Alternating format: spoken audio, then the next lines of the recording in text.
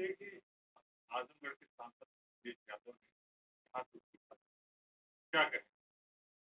अब देखिए, आजमगढ़ जनता ने उनको अपना प्यार दिया था और मतलब बहुत विपरीत परिस्थिति में भी उनको जिताकर यहाँ से भेजा गया था।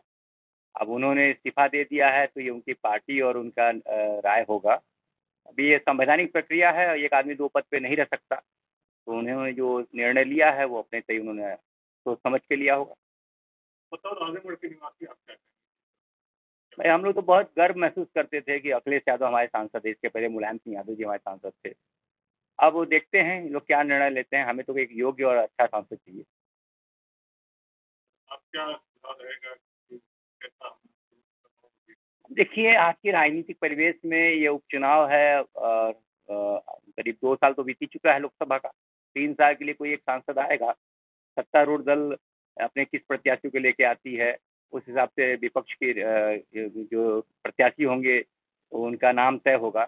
हम लोग जो जनता है, हमारी तो सिर्फ इतनी चाहत है, जो भी हमारा सांसद आए, वो हमारे क्षेत्र के विकास, जो हमारी मूलभूत आवश्यकताएं हैं, उनको ध्यान दे। और जो आजमगढ़ का जो इलाका है, यहाँ पे कला संस्कृति से लेकर शैक्षिक और स्वास्थ्य संबंधों पे मतलब मुद्दे को उठाए। और कोई भी आए, हमारे लिए तो बस ये है कि बस जो भी हो वो योग्य हो। मतलब आजमगढ़ के लिए झटका नहीं मारता? मुझे नहीं लगता कि आजमगढ़ के लिए कोई झटका है। क्या आशुतोष द्विवेदी जी जिस तरीके से सांसदी से मतलब इस्तीफा दे दिया अखिलेश यादव, आजमगढ़ के लिए क्या आप कहते हैं, कैसा लगेगा? देखिए, अखिलेश यादव सांसद रहते हुए उन्होंने विधानसभा का चुनाव लड़ा और मैं तो कहता हूं, आपको थोड़ा और पीछे ले जाना चाहता हूं। अखिलेश यादव के पिता भी यहां से 2014 में सांसद रह चुके हैं। 5 साल में आजमगढ़ की जनता ने बमुश्किल उनका चेहरा एक बार देखा होगा। और अखिलेश यादव के तो लापता होने के बाकायदा पोस्टर लग गए थे आजमगढ़ में। तो अब सवाल इस बात का है कि वो तो यूं ही पहले से लापता सांसद थे, अब उन्होंने लिखा पढ़ी में इस्तीफा दे दिया है। और लोग जो कायस लगा रहे हैं, वो ये लगा रहे हैं कि अब भैया चले गए तो भाभी आ जाएंगी चुनाव लड़ने।